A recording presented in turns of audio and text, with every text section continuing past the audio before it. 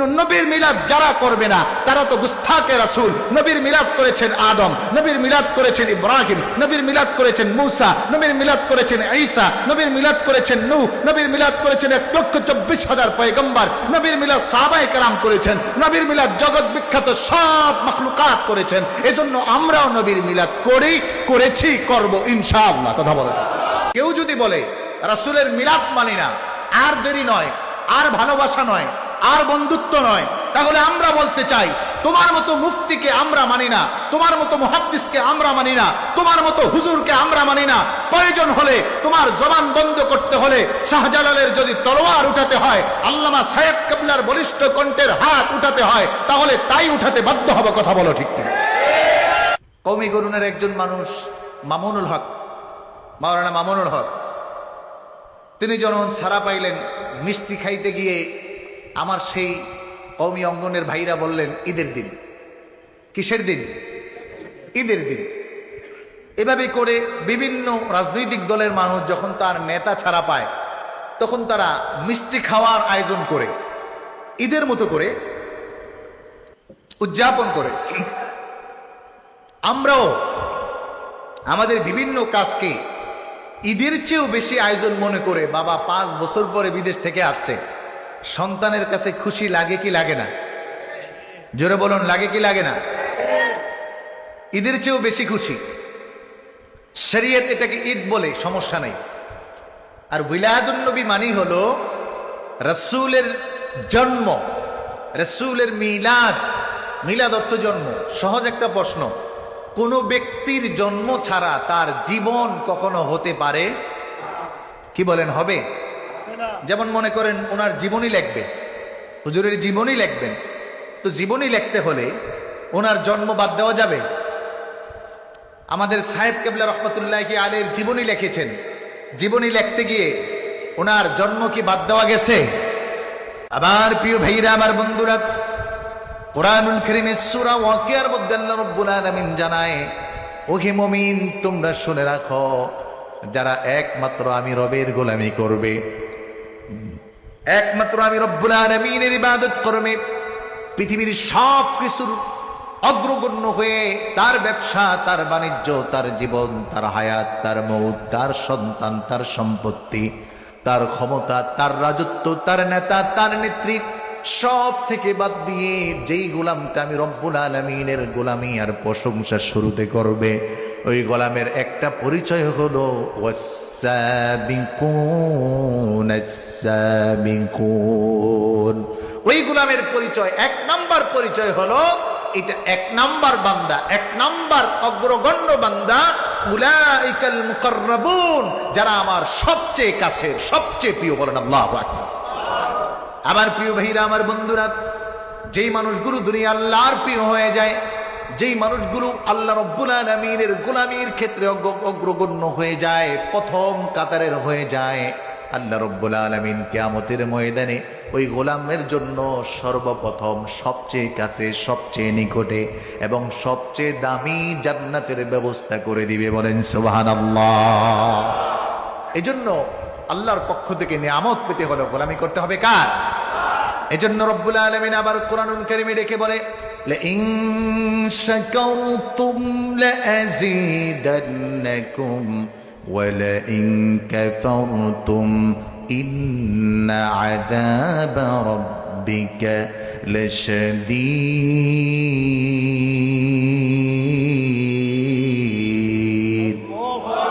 একটু জোরে বলেন আল্লাহু আকবার।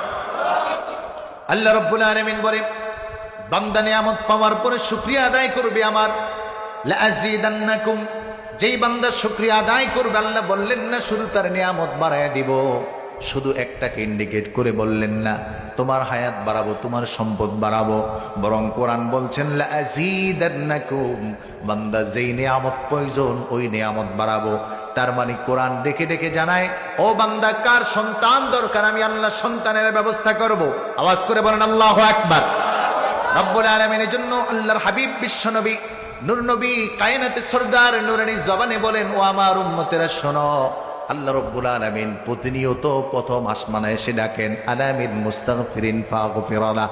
কোরআন ডেকে ডেকে বলে, কার ক্ষমা লাগবে আমি ক্ষমা করে দিব, কার সম্পত্তি লাগবে আমি সম্পত্তির ব্যবস্থা করে দিব, কার ক্ষমতা লাগবে আমি ক্ষমতার ব্যবস্থা করে দিব, কার নিয়ামত যেটা দরকার একজন মুমিন বান্দার, একজন ব্যক্তির পৃথিবীতে সবটাই নিয়ামত হলো আল্লাহর। এজন্য রব্বুল আলামিন প্রতিদিন প্রথম আকাশে এসে রাখে, বান্দারে কার কি লাগবে আমার কাছে চাও। এজন্য আল্লাহর সবচেয়ে প্রিয় বান্দা যারা হয়ে যায়, ওই বান্দাগুলো গভীর রজনীতে ঘুমায় না, ওই বান্দাগুলো গভীর রজনীতে কথোপকথন করে একজনের সাথে, জবান খুলে আওয়াজ করে উঁচু আওয়াজে বলেন তিনি কে। আওয়াজ হয় না, আর একটু জোরে বলেন তিনি কে।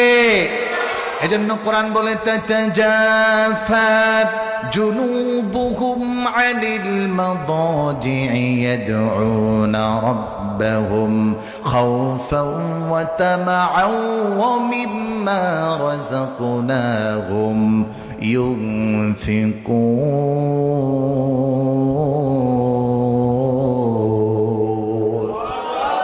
আল্লাহ রাব্বুল আলামিন জানায় ওই বান্দাগুলো ঘুমায় না। তাতাজাফা জুনুবুহুম আনিল মাদাজি, এমনি এমনি আল্লাহর প্রিয় হওয়া যায় না, এমনি জান্নাতের মালিক হওয়া যায় না, এমনি কিয়ামতের ময়দানে বিনা হিসাবে আল্লাহর কাছাকাছি যাওয়া যাবে না। বরং রব ডেকে ডেকে বলে, ওই মানুষগুলো যখন গভীর রজনীতে সবাই ঘুমিয়ে যায়, ওই বান্দাগুলো তাদের বিছানা থেকে উঠে যায়, আর আমি আল্লাহ রব্বুল আলামিন ডাকি, ও বান্দা কার কি লাগবে আমার কাছে চাও। ওই বান্দাগুলো গভীর রজনীতে আমি আল্লাহর কুদরতি কদমে মাথাটা লুটে দিয়ে রবকে ডাক দিয়ে যখন বলে আল্লাহ, আমার রব বলে, ও গোলাম তোমার কি লাগবে, আমি বান্দা হাজির। আল্লাহু আকবার বলেন। এজন্য আল্লাহর প্রিয় হওয়ার জন্য, যারা আল্লাহর প্রিয় হয় তাদের সবচেয়ে most of the important time to submit the application to almighty lord Allah, আল্লাহর কাছে তার আবেদনটুকু উপস্থাপনা করার সবচেয়ে গুরুত্বপূর্ণ টাইম সময় হলো গভীর রজনী, ভোর রাত্রে যখন সবাই ঘুমায়, পৃথিবীর সব দরজা বন্ধ, সব পশু পাখি ঘুমায়, গাছপালা তরুণতা ঘুমায়, কিন্তু আল্লাহর একদল বান্দা আছে যারা ঘুমায় না। তারা কথা বলে কার সাথে বলুন? আরেকটা যারা বলুন কার সাথে?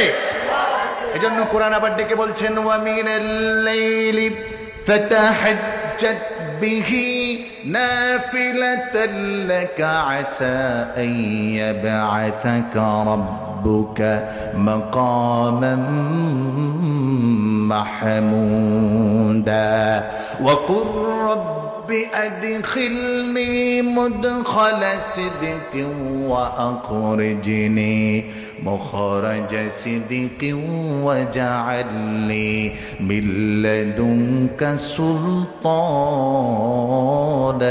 نصيرا। জবান খুলে আওয়াজ করে বলুন আল্লাহু আকবার। আল্লাহ রাব্বুল আলামিন জানায়, শোনো, যারা আমার প্রিয় বান্দা হয় তারা এমনি হয় না, শুধু ফরজ মানার মাধ্যমে হয় না, বরং এই বান্দাগুলো আমার প্রিয় বান্দা হয় ফাতাহাজ্জাত বিহি নাফিলাতাল লাক। গভীর রাত্রে সব মানুষ ঘুমায়, তারা ঘুমায় না, তারা নফল নামাজ তাহাজ্জুদে দাঁড়িয়ে যায়। আল্লাহু আকবার বলুন। এজন্য মানুষের মধ্যে পার্থক্য আছে, কোয়ালিটি আছে। এজন্য আমরা শ্রেষ্ঠ মানুষ হতে চাই। কি বলেন? আমরা কি হতে চাই? শ্রেষ্ঠ মানুষ, কোয়ালিটিফুল মানুষ, যেই মানুষগুলোকে আল্লাহ ডেকেছেন, আলা ইন্না আউলিয়া আল্লাহি লা খাউফুন আলাইহিম ওয়া লা হুম ইয়াহজানুন। আল্লাহ ডেকেছেন, এরা আমার প্রিয় বান্দা। এজন্য আল্লাহর প্রিয় বান্দা হওয়ার জন্য নফল ইবাদতে বেশি বেশি মনোযোগ হতে হয়। আর রবিউল আউয়াল মাসটাও এই নফল ইবাদতের একটি শ্রেষ্ঠ মাস। আলহামদুলিল্লাহ বলে।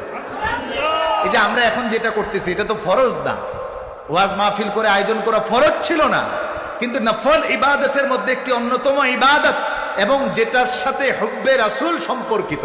হুব্বে রাসূল কি বলে? যেটার সাথে ঈমানের সম্পর্ক। ঈমানের সম্পর্ক কি বলে? যেটা না হলে তুমি আল্লাহ মানলেও ঈমানদার না। কথা বুঝেন নাই? আল্লাহকে মানলেও ঈমানদার, ওটার নাম হলো হুব্বে রাসূল। মানে আপনি বলছেন আল্লাহ এক, কিন্তু মুহাম্মদুর রাসূলুল্লাহর রিসালাত মানেন না, উলাদাত মানেন না, সিরাত মানেন না, রাসূলের হাদিস মানেন না, রাসূলের জীবন মানেন না, রাসূলের আদেশ মানেন না, রাসূলের নিষেধ মানেন না, রাসূলকে খাতামুন নবিয়্যিন মানেন না, তাহলে আপনি আল্লাহকে মানলেও ঈমানদার আর মুসলমান হতে পারেন? কথা কি আমারটা বুঝাইতে পারছি? আমি খুব বেশি লাউডলি কথা বলতে পারবো না, শারীরিকভাবে খুব দুর্বল, হাত পা কাঁপে। আজকে আসতে পারবো বলে গত রবিবারও আমার একই বিশ্বাস ছিল না, তখন আমি বিছানায় 103 জ্বর, কিন্তু কর্তৃপক্ষকে জানাই নাই, টেনশন করবে, কারণ শেষটুকু পর্যন্ত দেখা দরকার। নিয়ত ছিল এ আবার পরিচিত, আবার এর পরিচিত, আবার আপনাদের দাওয়াত দিচ্ছার নাম নাকি, হ্যাঁ, তো হাফেজ শাহ হুজুরের ছেলে, এই জন্য আবার না করি নাই যে যদি জুমার নামাজ পড়াইতে পারি তাইলে বিমানের টিকিট যেহেতু কাটা আছে তাইলে নিয়ত করব যাওয়া যায় কিনা ইনশাআল্লাহ। তো আলহামদুলিল্লাহ এ পর্যন্ত আসছি, কিন্তু লাউডলি কথা বললে একটু প্রবলেম হচ্ছে আমার মনে হচ্ছে, এজন্য আপনারা আমাকে একটু সহযোগিতা করবেন। আমি যতক্ষণ থাকবো চেষ্টা করবো আপনাদেরকে কোরআন ও হাদিস থেকে কিছুটা বোঝানোর জন্য, শুধু যেন ওয়াজ না হয়। কি থাকবেন না চলে যাবেন? আপনারা থাকবেন? কিতাবা আমার মাত বুঝরানা নি ভাই, জোরে কোকা বুঝরানি মাত। আপনারা থাকতেন না চলে যাবেন? থাকবেন? তা কারা কারা ঘুমাচ্ছেন হাত দেখান।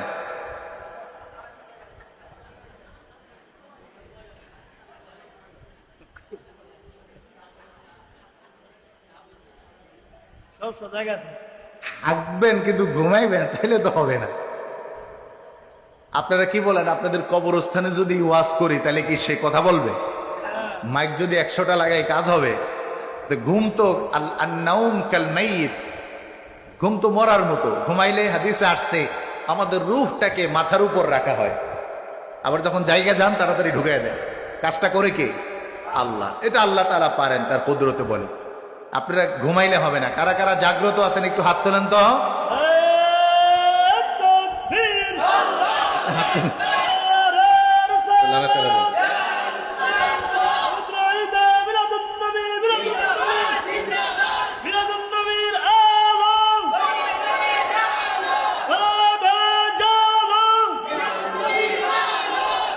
সম্মানিত হাজিরিন, তাহলে আমরা এমন একটি মাসে এসেছি যেই মাসটা হলো উলাদুন নবী। আমার কথাগুলো একটু কান দিয়ে শুনবেন, সব ওয়াজে সুর দেব না। মিলাদুন নবীর মাহফিল, অন্য কোনো আলোচনায় যদি আসি সেখানে সুর কণ্ঠ যা লাগে শুনেন। কিছু কথা ভেঙে ভেঙে বলবো এই জন্য যেন আপনার জেহানে থাকে, মনে থাকে, কারণ এটা একটা ক্লাসের মতো। কথা কি আমি বুঝাইতে পারছি ভাই? উলাদুন নবী, আল্লাহ রাব্বুল আলামিন পৃথিবীতে এক একটা জিনিসকে এক একটা জিনিসের উপর সম্মানিত করেছেন। যেমন আল্লাহ রাব্বুল আলামিন মাসের মধ্যে শ্রেষ্ঠ মাস একটা রমাদান। কি মাস? রমজানকে শ্রেষ্ঠ করেছেন কোরআন নাজিল করে, সুবহানাল্লাহ বলো। জিলহজ মাসকে শ্রেষ্ঠ করেছেন হজের আমাল দিয়ে। এভাবে করে এক একটি মাসকে আল্লাহ তাআলা এক একটি জিনিস দিয়ে সাজিয়েছেন। যেমন সব মানুষের মধ্যে শ্রেষ্ঠ মানুষ নবীদেরকে আল্লাহ তাআলা বানিয়েছেন, আবার নবীদের মধ্যে শ্রেষ্ঠ নবী বানিয়েছেন আপনার আমার প্রিয় নবী নূর নবী মুহাম্মদুর রাসূলুল্লাহ সাল্লাল্লাহু আলাইহি ওয়াসাল্লামকে। এভাবে করে মানুষদের মধ্যে আল্লাহ তাআলা আবার শ্রেষ্ঠ বানিয়েছেন উম্মতে মুহাম্মদ সাল্লাল্লাহু আলাইহি ওয়াসাল্লামকে। আবার সব মাখলুকাতের মধ্যে আল্লাহ তাআলা শ্রেষ্ঠ মাখলুকাত বানিয়েছেন মানুষকে। এই মাসের মধ্যে এক একটা কাজ দিয়ে মাসকে শ্রেষ্ঠ বানিয়েছেন। রাবিউল আউয়াল মাসকে আল্লাহ তাআলা শ্রেষ্ঠত্ব দান করেছেন নূর নবীর আগমনকে কেন্দ্র করে, বলেন সুবহানাল্লাহ। এজন্য অন্য কোনো মাসের তুলনায় এর দাম কম না, কারণ নবী না আসলে কিছুই, নবীর মহব্বতে পড়ে আল্লাহ সব তৈরি করেছেন। সুবহানাল্লাহ বলবেন না? আরেকটু জোরে বলেন সুবহানাল্লাহ। সম্মানিত হাজিরিন, উলাদাতুন নবী, ঈদে মিলাদুন নবী মানে কি? একটা বিশাল বিতর্ক। আসলে বিতর্কের কিছু নাই। আমরা দেখেছি এদেশের যে কোনো কাজকে ঈদের মতো উদযাপন করা হয়। ঈদ মানে আনন্দ। শরিয়াতের ঈদ দুই ঈদ, ঈদুল ফিতর, ঈদুল আযহা। কিন্তু এছাড়া বাকি যে কোনো আনন্দকেই ঈদ বলতে পারবেন, এতে কোনো নিষেধ। আমরা দেখেছি বিভিন্ন শ্রেণী পেশার মানুষ, যেমন কওমি গরুনের একজন মানুষ মামুনুল হক, মাওলানা মামুনুল হক, তিনি যখন ছাড়া পাইলেন মিষ্টি খাইতে গিয়ে আমার সেই কওমি অঙ্গনের ভাইরা বললেন ঈদের দিন। কিসের দিন? ঈদের দিন। এভাবে করে বিভিন্ন রাজনৈতিক দলের মানুষ যখন তার নেতা ছাড়া পায় তখন তারা মিষ্টি খাওয়ার আয়োজন করে ঈদের মতো করে উদযাপন করে। আমরাও আমাদের বিভিন্ন কাজকে ঈদের চেয়েও বেশি আয়োজন মনে করে, বাবা 5 বছর পরে বিদেশ থেকে আসছে, সন্তানের কাছে খুশি লাগে কি লাগে না? জোরে বলুন, লাগে কি লাগে না? ঈদের চেয়েও বেশি খুশি। শরীয়ত এটাকে ঈদ বলে, সমস্যা নেই। আর উইলাদুন নবী মানি হলো রাসূলের জন্ম, রাসূলের মিলাদ। মিলাদ অর্থ জন্ম। সহজ একটা প্রশ্ন, কোন ব্যক্তির জন্ম ছাড়া তার জীবন কখনো হতে পারে? কি বলেন, হবে? যেমন মনে করেন ওনার জীবনী লিখবে, হুজুরের জীবনী লিখবেন, তো জীবনী লিখতে হলে ওনার জন্ম বাদ দেওয়া যাবে? আমাদের সাহেব কেবলা রহমতুল্লাহি আলাইহির জীবনী লিখেছেন, জীবনী লিখতে গিয়ে ওনার জন্ম কি বাদ দেওয়া গেছে? তাহলে সংক্ষেপে বুঝলাম রাসূল সাল্লাল্লাহু আলাইহি ওয়াসাল্লামের মিলাদ আছে না নাই? এটা জোরে বলেন, আছে না নাই? নবীর জন্ম হয়েছে কি হয় নাই? পৃথিবীতে রাসূলের জন্মের এই আলোচনা আছে না নাই? আমরা একটু দেখব, কোনো বিরোধিতা করব না। যারা বলে নাই তাদেরকে আমরা বোঝাতে চাইব, মারামারি করব না, ঝগড়া ফাসাদ করব না। ফুলতলি দরবার, শেরসিনা দরবার, সোনাগন্ধা দরবার, জোনপুর দরবার, হক্কানি পীর মাশায়েখদের দরবার, এটা কখনো ঝগড়া ফাসাদ পছন্দ করে না। তারা কোরআন ও হাদিস ভিত্তিক আমল করে এবং রাসূলের মহাব্বত প্রকাশ করতে চায়, কারোর সাথে দ্বন্দ্ব যেতে চায় না। কেউ মানলে তাকে বুঝানোর চেষ্টা করে, কিন্তু যদি সর্বশেষ না বুঝে তাহলে এটা বলে বারবার লাথি খাওয়ার সময় নাই, প্রয়োজনে পা ভেঙে দেওয়ার সক্ষমতাও রাখে। কথা বলেন ঠিক কিনা? কথা কি আমারটা বুঝতে পারছেন? যেমন আমরা কারোর সাথে ঝগড়ায় যাই না, কিন্তু কেউ যদি বলে শাহজালাল আলী ইয়ামানী রহমতুল্লাহি আলাইহির মাজার ভেঙে দিবে, তাহলে আমরা তার হাত একেবারে ভালো ছাড়তে চাই না। কি বলেন? একটু দেখা দরকার আছে না নাই? কারণ এদেশে ইসলাম প্রচারের প্রারম্ভিকতার ইতিহাস হলো অলিদের ইতিহাস। এদেশে আজ থেকে 30 বছর আগে গেলেও ঘরে ঘরে হাফেজ, মাওলানা, মুফতি ছিল না। ডাল খেয়ে এতিম মাদ্রাসা ছিল না। আজকে বড় মুফতি হয়ে যায়, পড়াশোনা না করে এদেশে অনেক মুফতি হয়। আলহামদুলিল্লাহ, আপনাদের দোয়ার বরকতে পড়াশোনা আলিয়া কওমিয়া 2 সেক্টর থেকেই ইফতা করা আছে। আমার কওমি মাদ্রাসা দাওরা হাদিস সবচেয়ে বড় মাদ্রাসা বাংলাদেশের, যাত্রাবাড়ি মাদ্রাসা থেকে করা আছে, ইউনিভার্সিটি থেকে পড়া আছে। এর মোটামুটি একটু সব খুঁজে বসে দেখার চেষ্টা করেছি। অর্জন বেশিটা নাই, পড়াশোনা বেশি করি নাই, কিন্তু একটু লড়াচড়ে দেওয়ার চেষ্টা করেছি। সম্মানিত হাজিরিন, এজন্য আমরা আগে মূল বুঝবো। কেউ যদি বলে রাসূলের মিলাদ মানি না, আর দেরি নয়, আর ভালোবাসা নয়, আর বন্ধুত্ব নয়, তাহলে আমরা বলতে চাই তোমার মতো মুফতিকে আমরা মানি না, তোমার মতো মুহাদ্দিসকে আমরা মানি না, তোমার মতো হুজুরকে আমরা মানি না। প্রয়োজন হলে তোমার জবান বন্ধ করতে হলে শাহজালালের যদি তলোয়ার উঠাতে হয়, আল্লামা সাহেব কেবলার বলিষ্ঠ কণ্ঠের হাত উঠাতে হয়, তাহলে তাই উঠাতে বাধ্য হবে। কথা বলো ঠিক কিনা?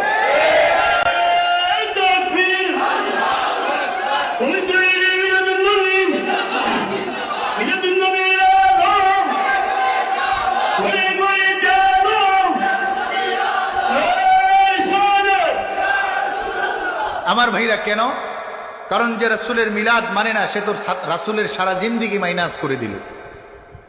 আগে তো মিলাদ মানতে হবে যে নবীর জন্ম আসছে, পরে সিরাত পাবে। আমি আপনাকে দেখাবো। এই ক্ষেত্রে আমি 4টা ক্যাটাগরিতে আপনাদের খেদমতে কথা বলতে চাই।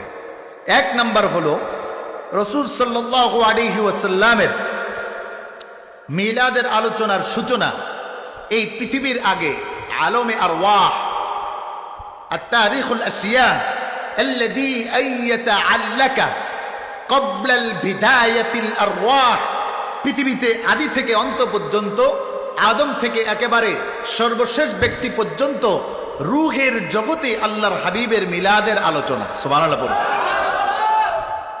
কারণ আপনি মৌলবী, আমি মৌলবী, তো দুনিয়ায় আইসা বলতেছি, তো দুনিয়া হওয়ার আগেও যার আলোচনা, তো সেটাকে তো অস্বীকার করার সুযোগ। তাহলে আপনি যদি না মানেন, তাহলে আপনার আমি না মানলে কি হবে? কারণ আপনার জন্ম শুক্রে 8 দিন, আপনি 8 দিন হলো জন্ম নিয়ে বলেন নবীর মিলাদ নাই, তাহলে তা আপনার জন্মেরই ঠিক নেই। কারণ আপনার জন্ম হয়েছে ঠিক মতো, এটাও তো আপনার বিশ্বাস করা কঠিন হওয়া দরকার, অবিশ্বাস করা দরকার। কারণ আপনার বাবা এটা বলছে, আপনার মা, আপনার বাবা, তার গ্যারান্টি কি? অনেক আলোচনা আসবে, আমরা সেই বাজে কথাও যেতে চাই না, একটু আপনাদেরকে বোঝাতে চাই। তাহলে 1 নম্বর হলো তারিখুল আশিয়া আল্লাযী ইয়াতাআল্লাকা ক্বাবলা বিদায়াতিল আরওয়াহ। সকল রূহ এই পৃথিবীতে সৃষ্টির আগে আল্লাহ রব্বুল আলামিন রাসূলের মিলাদের আলোচনা করেছেন। একটু আল্লাহু আকবার বলুন।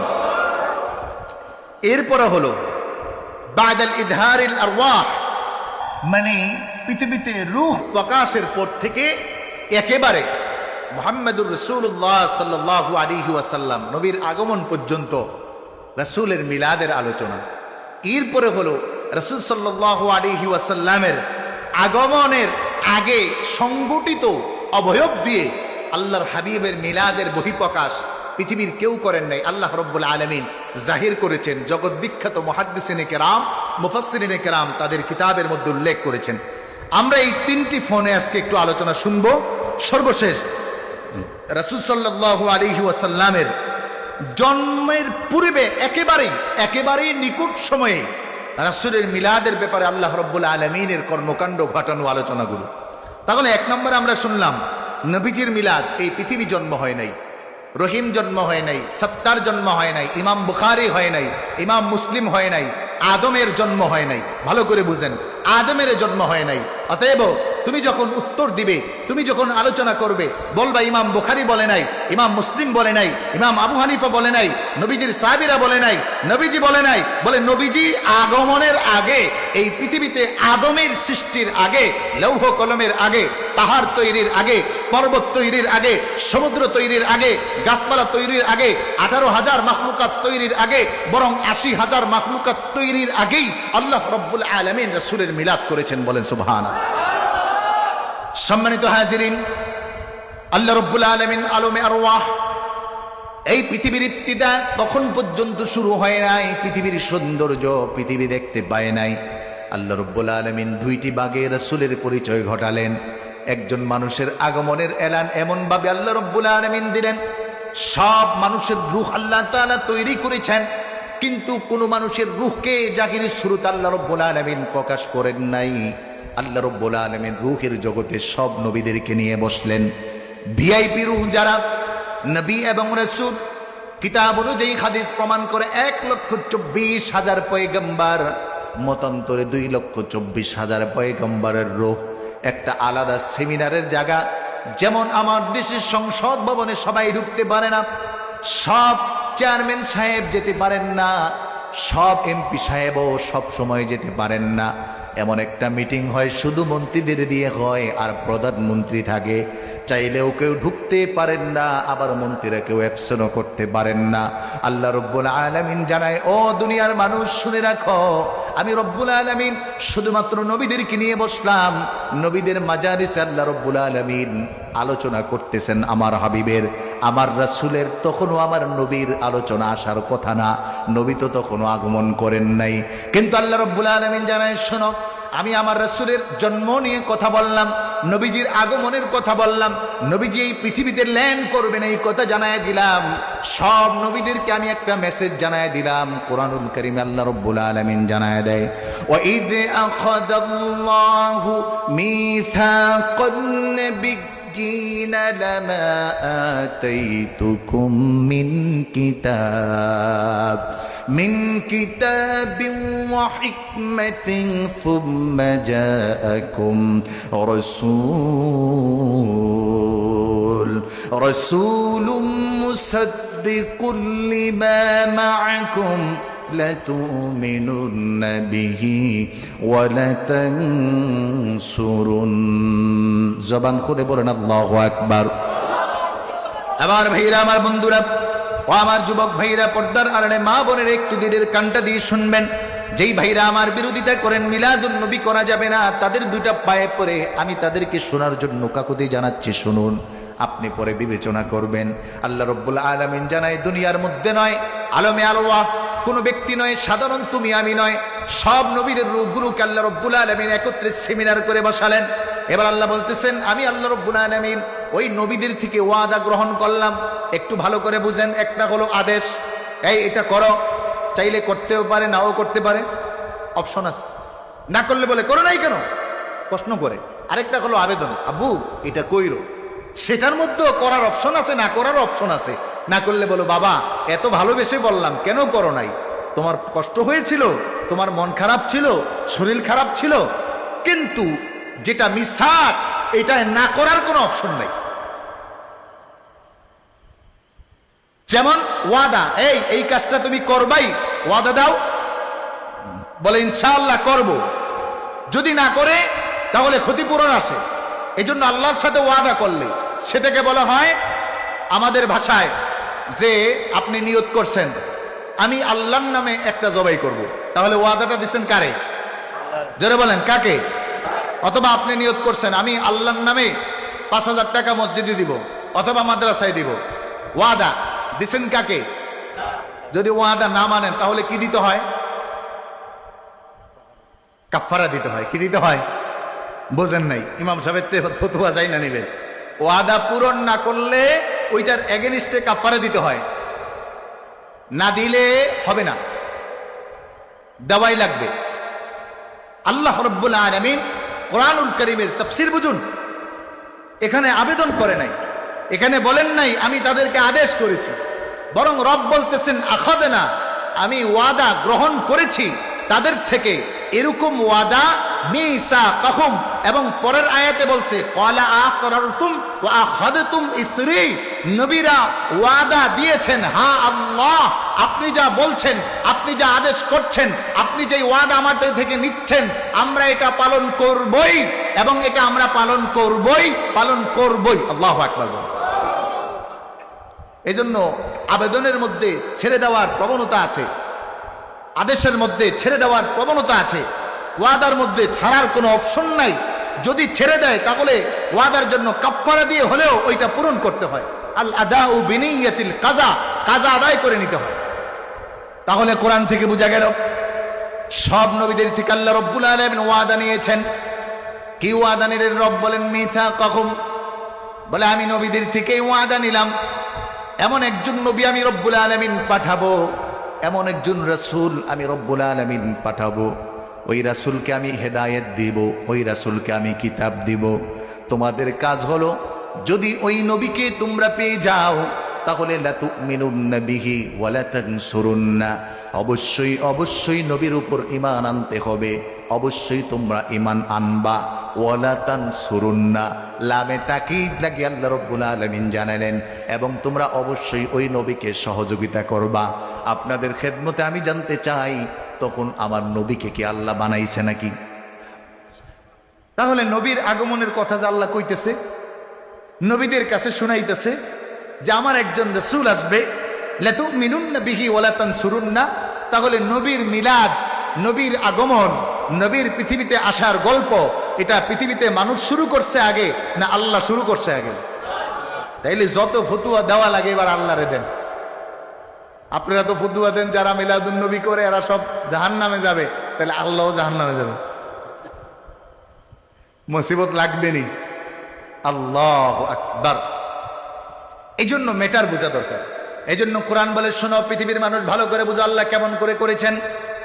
ইন্নাল্লাহা ওয়া মালাইকাতাহু ইউসাল্লুনা আলান নবী ইয়া আইয়ুহাল্লাযীনা আমানু সাল্লু আলাইহি ওয়া সাল্লিমু তাসলিমা। বলেন আল্লাহু আকবার। রব্বুল আলামিন জানায় শোনো, আমার রাসূলের কথা আমি নবীদের থেকে ওয়াদা নিলাম, নবীদের কি জানাইয়া দিলাম একজন নবী আসবেন, একজন রাসূল আসবেন, একজন আমার প্রিয় ব্যক্তিত্ব আসবেন, তার জন্ম হবে পৃথিবীতে। যখন তার আগমন হবে, যদি তোমরা পেয়ে যাও তাহলে তোমরা তা প্রচার করবে, তোমরা তার উপর ঈমান আনবে, তাকে সহযোগিতা করবে। এজন্য কিতাবের মধ্যে লেখে আদম থেকে ঈসা পর্যন্ত সব নবীর কাজ ছিল লা ইলাহা ইল্লাল্লাহ। শুধু এই একটা কাজ নয়, আমরা সব হুজুররা বলে নবীদের কাজ ছিল একটা দাওয়াত দেওয়া না ভাই, নবীদের কাজ ছিল দাওয়াত দুইটা দেওয়া। কয়টা? একটা হলো তাওহীদের দাওয়াত লা ইলাহা ইল্লাল্লাহ, আরেকটা হলো রিসালাতের দাওয়াত মুহাম্মাদুর, আর জোরে বলেন মুহাম্মাদুর। আমি চ্যালেঞ্জ করলাম, পৃথিবীর কোন মৌলবী বলার সুযোগ নাই যে পরেতে নবীর দাওয়াত কোন নবী দেয় নাই এরকম কোন আছে, বরং মুহাম্মাদুর রাসূলুল্লাহর এই রিসালাতের দাওয়াত, আগমনের দাওয়াত, মিলাদের কথা, নবুয়তির কথা, কোরআনের কথা, রিসালাতের কথা আদম বলেছেন, নূহ বলেছেন, ইব্রাহিম বলেছেন, ঈসা বলেছেন, মুসা বলেছেন, সুলাইমান বলেছেন, হারুন বলেছেন, জিন্নুন বলেছেন। এভাবে করে 1,24,000 পয়গম্বরের দায়িত্ব আর কর্তব্য ছিল আল্লাহর দাওয়াত দেওয়া। আল্লাহ ছাড়া আর কোনো ইলাহ নাই, আল্লাহ ছাড়া আর কোনো মাবুদ নাই। আবার এটাও দায়িত্ব কর্তব্য ছিল মুহাম্মাদুর রাসূলুল্লাহ শেষ নবী, নবী আসলে ঈমান আনবে, নবী আসলে তাকে সহযোগিতা করবে। যদি এই দাওয়াত তারা না দিতেন তাহলে কোরআন এবং হাদিস প্রমাণ করে তাদের নবুয়তি আল্লাহর দপ্তর থেকে কাটা যাইতো। এজন্য নবীর মিলাদ যারা করবে না তারা তো গুস্তাখে রাসূল। নবীর মিলাদ করেছেন আদম, নবীর মিলাদ করেছেন ইব্রাহিম, নবীর মিলাদ করেছেন মুসা, নবীর মিলাদ করেছেন ঈসা, নবীর মিলাদ করেছেন নূহ, নবীর মিলাদ করেছেন 1,24,000 পয়গম্বর, নবীর মিলাদ সাহাবায়ে কেরাম করেছেন, নবীর মিলাদ জগৎ বিখ্যাত সব মাখলুকাত করেছেন। এজন্য আমরাও নবীর মিলাদ করি, করেছি, করব ইনশাআল্লাহ। কথা বলেন।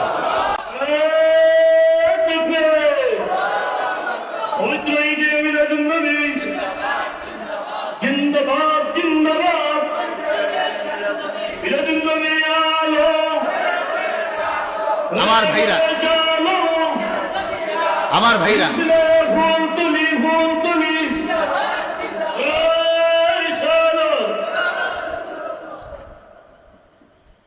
খুব ভালো করে শোনেন।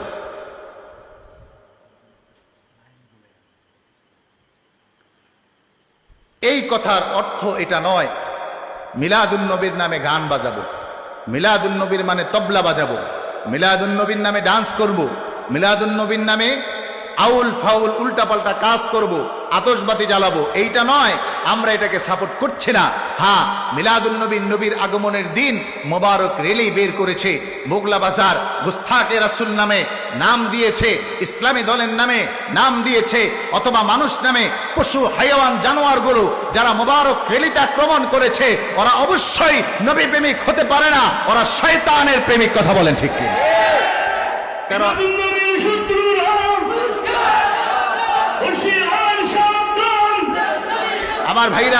আমার ভাইরা আমি বুঝাতে চাই, তাহলে আমি যে ইসলামিয়া বাংলাদেশ আঞ্জুমানে আল ইসলাম ঈদে মিলাদুন নবীতে মোবারক রেলি করেছে, এই রেলিতে কাউকে গালি দিছে, কাউকে বকা দিছে, ডোল বাজাইছে, তবলা বাজাইছে, ফুলের তোড়া দিয়ে একেবারে মাইরা লাইছে? যারা এটা করে আমরা তাদেরকে সাপোর্ট করি না। কথা বলুন ঠিক কিনা? আপনাদের কাছে প্রশ্ন রাখতে চাই, আজকে যে এখানে মিলাদুন নবীর নামে যা হচ্ছে, কি শুরু করছে কি গান দিয়া? তাহলে আপনি খারাপ বলবেন কি দিয়ে? এই জন্য আসবাব যদি খারাপ হয়, নাম কোনটা আছে ওইটা দেখে লাভ নাই। আল্লাহ রাব্বুল আলামিন পৃথিবীর মধ্যে মনুষ্য জাতির সূচনা করলেন। হযরত আদম আলাইহিস সালাতু ওয়াস সালামকে আল্লাহ রাব্বুল আলামিন সর্বপ্রথম মানুষ হিসাবে মানালেন। আউয়ালুল ইনসান, সর্বপ্রথম মানুষ, এবং আউয়ালুন নবী। আল্লাহ রাব্বুল আলামিন হযরত আদমকে শিখিয়ে দিলেন, ও আদম শুনো, একজন প্রিয় একজন রাসূল আমার বান্দা, যিনি আমার সবচেয়ে প্রিয়, তার আগমন হবে। এজন্য 350 বছর পরে যখন জাবালে রহমতে দাঁড়িয়ে হযরত আদম আলাইহিস সালাতু ওয়াস সালাম দোয়া করেছেন, নিজের অপরাধ স্বীকার করেছেন, রব্বানা ظلمنا أنفسنا وإن لم تغفر لنا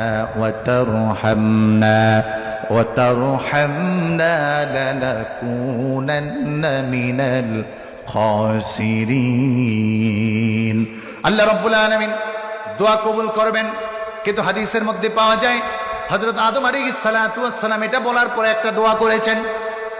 আরবিতে আল্লাহর হাবিব এর নাম নিয়ে দোয়া করেছেন। আদম দোয়া করলেন, আল্লাহুম্মা ইন্না নাতাওয়াসসালু ইলাইকা বিনাবিয়্যিনা মুহাম্মদ। ও আমার রব আল্লাহ, আপনার দরবারে আমি ফরিয়াদ জানাই, আমি ক্ষমা প্রার্থনা করি, বিনাবিয়্যিনা মুহাম্মদ, একজন নাম, একটা নাম, যেই নামটা হলো মুহাম্মাদুর রাসূলুল্লাহ। কিতাব প্রমাণ করে আল্লাহ রাব্বুল আলামিন আদমকে প্রশ্ন করেছেন, আদম একে চিনো কেমনে? বলে আল্লাহ আমাকে যখন রূহ দেওয়া হয়েছে সর্বপ্রথম আমি পায়ায় যেটা লেখা দেখেছি আরশের পায়ায় মাকতুবান লা ইলাহা ইল্লাল্লাহ মুহাম্মাদুর রাসূলুল্লাহ, তখন থেকে আমি বুঝেছি যে এই ব্যক্তিটা আপনার এত প্রিয় এত কাছে যার নাম আপনি আপনার নামের সাথে লাগিয়ে দিয়েছেন। বলে ও দুনিয়ার মানুষ, সর্বপ্রথম মানুষকে আল্লাহ তাআলা নবীর নাম দেখায়া পরিচিত করায় দিলেন। এই নবী আসবেন, এই নবীর আগমন হবে, এটা আমার কাছে একজন প্রিয়। এই জন্য আল্লাহ রব্বুল আলামিন জগতের ব্যক্তিরা আসার পূর্বেই রাসূলের সব আঞ্জামকে সাজালেন।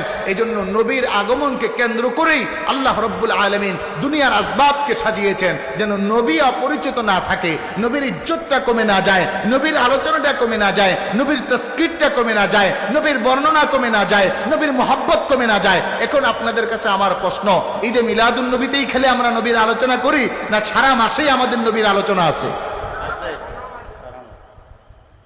কিন্তু আমরা দেখি তারা নির্দিষ্ট একটা সময়কে কেন্দ্র করেই সিরাতুন নবী করে, নির্দিষ্ট একটা মাসকে কেন্দ্র করেই সিরাতুন নবী করে। এছাড়া আর সিরাতুন নবীর প্রোগ্রাম হয় না, প্রোগ্রাম হয় বিভিন্ন বেড়ানে। আমরা না করছি না, সব করেন, আপনাদেরটাই খালি জায়েজ। তাহলে আমাদেরটা সব হারাম হবে কেন? আমাদেরটা হারাম হবে কেন? আপনারা আয়োজন করে বিরিয়ানি খাইলে সেইটা বিরিয়ানি হয়, আর আমরা মিলাদুন নবীর আয়োজন করে বিরিয়ানি খাইলে ওইটা বুঝি গু হয়? এরকম নোংরা ভাষ্য আপনাদের হবে কেন?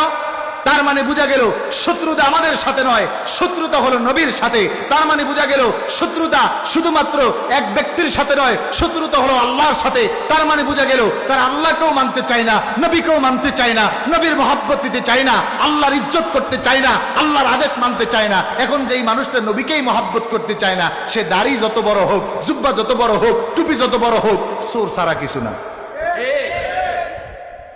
আরেকজনের দাড়ি নাই, জুব্ব তত বড় নাই, কিন্তু নবীর মহাব্বতে দিলটা ভরা আছে। তাহলে আল্লাহ তাআলার কাছে ওই দাড়ি টুপি জুব্বাওয়ালার চেয়ে ওই বান্দাটার দাম বেশি, আল্লাহর কসম, এতে কোনো সন্দেহ নাই। কথা বলো ঠিক কিনা? বলবেন হুজুর দলিল? এক সাহাবী গিয়ে বলে, যতটুকু নাম হযরতে সাওবান রাদিয়াল্লাহু তাআলা, নবীকে বলেন ইয়া রাসূলুল্লাহ, ইয়া হাবিবাল্লাহ, অনেকদিন মাকে দেখতে যাই না, একটু ছুটি দেন। ওকে, মাকে দেখতে যাবা, এত কোনো কথা নাই। রাসূল ছুটি দিয়ে দিচ্ছেন সাল্লাল্লাহু আলাইহি ওয়াসাল্লাম। মাকে দেখার পরে সন্ধ্যা আসার আগেই হযরতে সাওবানের পেরেশানি শুরু হয়ে গেছে। কিতাবের মধ্যে রেখে তার চেহারা ডেজ চেঞ্জ হয়ে গেছে। তাড়াহুড়া করে রাসূল সাল্লাল্লাহু আলাইহি ওয়াসাল্লামের কদম মোবারকে এসেছেন, এমন পেরেশান হয়ে এসেছেন। রাসূল প্রশ্ন করেছেন, সাওবান তোমার কি হয়েছে? এমন পরেশান কেন তুমি? তোমার চেহারা এমন দেখাচ্ছে কেন? বলি ইয়া রাসূলুল্লাহ, ইয়া হাবিবাল্লাহ, আপনার দরবার থেকে আমি ছুটি নিয়ে গিয়েছি না মাকে দেখতে। আমার মাকে দেখেছি, মার সাথে সাক্ষাৎ করেছি, কিন্তু নবী গো, সময় যত যাচ্ছিল আমার পেরেশানি বাড়তেছিল। আল্লাহর হাবিব বলেন কেন? বলি ইয়া রাসূলুল্লাহ, আপনাকে না দেখতে পেরে আমি সাওবানের মনে তুফান তৈরি হয়ে যাচ্ছিল, এত বেশি আমার অস্বস্তি লাগছিল, আমি দৌড়ে আপনার কাছে চলে আসছি। নবী গো, আপনাকে এই অল্প একটু সময় না দেখতে পেরে এমন হয়েছি, কিয়ামতের দিন আপনি তো জান্নাতে থাকবেন, আমি জান্নাতে যাই বা না যাই জানি না গো নবী, আমি তো তখন আপনাকে দেখতে পারবো না, তখন আমার অবস্থাটা কি হবে? আল্লাহ রাসূল সাল্লাল্লাহু আলাইহি ওয়াসাল্লাম, ভাইজান সামনে চলে আসেন, আপনারা কিন্তু আমি ভালো করেই চিনছি। আল্লাহ রাসূল সাল্লাল্লাহু আলাইহি ওয়াসাল্লাম হযরতে সাওবান রাদিয়াল্লাহু তাআলা আনহুকে বললেন, শোনো, যদি আমার মহাব্বত তোমার দিলে এই পরিমাণ থাকে, তাহলে কিয়ামতের দিন তুমি আমার সাথেই জান্নাতে থাকবে। আরেকজন ব্যক্তি এসেছেন, ইয়া রাসূলুল্লাহ, ইয়া হাবিবাল্লাহ,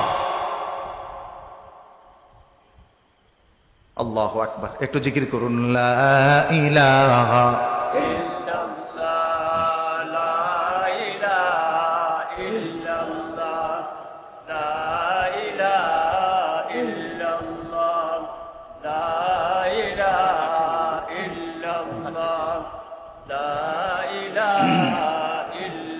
মাশাআল্লাহ, লা ইলাহা বৈবহু দূরে মাদিনা, বলো কেমনে যাব জানি না। মদিনা যেতে মন চায়? কার কাছে একটু হাতটা উঁচু করুন। জোরে আওয়াজ করে বলুন আল্লাহ।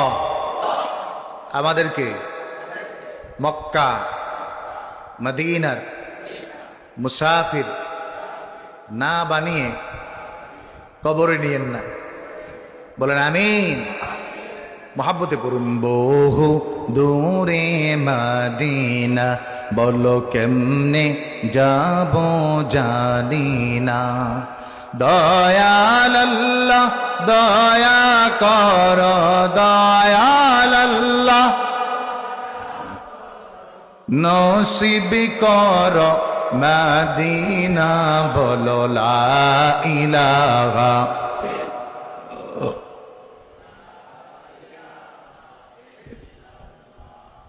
লা ইলাহা লা ইলাহা ইল্লাল্লাহু মুহাম্মাদুর রাসূলুল্লাহ। জোরে জোরে পড়ুন সাল্লাল্লাহু আলাইহি ওয়াসাল্লাম। আমার ভাইরা, আমার বন্ধুরা, হাবিবকে প্রশ্ন করলেন, ইয়া রাসূলুল্লাহ, ইয়া হাবিবাল্লাহ, মাতাস সাআ। নবী গো, আমি আপনার থেকে জানতে চাই কিয়ামত কখন হবে। নবীজি আমার নুরানি জবান দিয়ে বললেন, ও সাহাবী, তুমি কিয়ামতের প্রশ্ন করেছো কিয়ামত কখন হবে, কিন্তু কিয়ামতের ব্যাপারে তুমি কি প্রস্তুতি নিয়েছ? আল্লাহর হাবিবের সাহাবী বললেন, ইয়া রাসূলুল্লাহ, ইয়া হাবিবাল্লাহ, আমার অনেক নামাজ নাই, আমার অনেক রোজা নাই, আমার অনেক ইবাদত নাই, কিন্তু নবী গো, আমি কসম করে বলতে পারি আমার দিলে আল্লাহ এবং আল্লাহর রাসূলের মহাব্বত আছে। আল্লাহু আকবার বলেন। আল্লাহর হাবিব বললেন, যদি তুমি তোমার কথায় সত্যবাদী হও, মানে তুমি যেটা বলছো নবীর মহাব্বত আছে, যদি এটা বলো এটা সত্য হয়, তাহলে জেনে রাখো তুমি আর আমি তথা তুমি আর তোমার নবী এভাবে একত্রে জান্নাতে থাকবে। এজন্য বলি আমরা যে মদিনার একটি বিড়ালও আমার থেকে দামি। কেন? সে মদিনার বিড়াল, আর আমি বাংলার সবচেয়ে বড় হুজুর, আমার দাম আল্লাহর কাছে অত নাই। ওই মদিনার একটি বিড়ালের পশমের যত দাম আল্লাহর কাছে আছে। এজন্য মদিনাওয়ালা হলো আশেকের ঠিকানা। মদিনাওয়ালার সাথে যার সম্পর্ক যত বেশি, আল্লাহর কাছে তার সম্পর্ক তত ভালো, আল্লাহর কাছে তার দাম তত বেশি। এজন্য কোন দলের আর কোন প্রেসিডেন্ট হলা তুমি, কোন দলের নেতা হলা তুমি, নেতার ক্ষমতা কত হলো তুমি, তোমার কত বড় বক্তা টাইটেল হলো, কত বড় প্রেজেন্টার হলা, কতবারই আহাজারি হলা, কতবারই আজহারি হলা, কত বড় মক্কি হলা, কত বড় মাদানী হলা, এই টাইটেল আল্লাহর কাছে কোনো দাম নাই। কিন্তু তুমি আশেকে রাসূল কতটুকু হয়েছ, যদি যাররা পরিমাণ আশেকে রাসূলও হতে পারো, তাহলে এটার বড় দাম আল্লাহর কাছে আছে। কথা বলেন ঠিক? সম্মানিত হাজিরিন, সম্মানিত হাজিরিন, এজন্য আমি আমার আলোচনায় বলি, যদি আজহার ইউনিভার্সিটিতে টাইটেল নেওয়ার পরে নবীর ইজ্জত না দেওয়া যায়, খাদিজা রাদিয়াল্লাহু তাআলা আনহার ইজ্জত না দেওয়া যায়, শেরে খুদা আলীর ইজ্জত না দিতে পারো, তাহলে তোমার টাইটেল আর পিএইচডি ডিগ্রি এটা ডাস্টবিনে ফেলে দাও।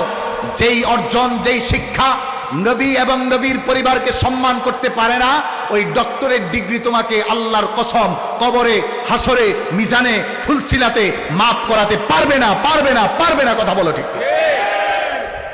টাইটেল হওয়া যায়।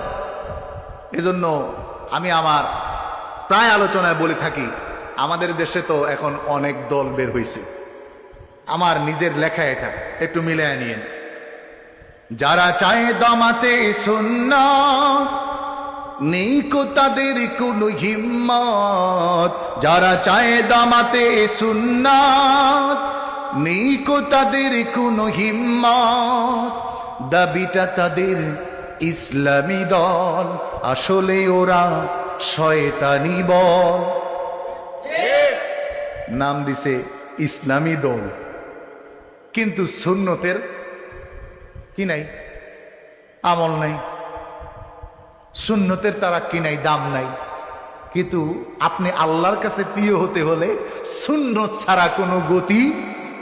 এজন্য যারা ওলি হয়ে যায়, সে একটা নফলও ছাড়ে না, নবীর সুন্নতের একেবারে পুঙ্খানুরূপে মানে।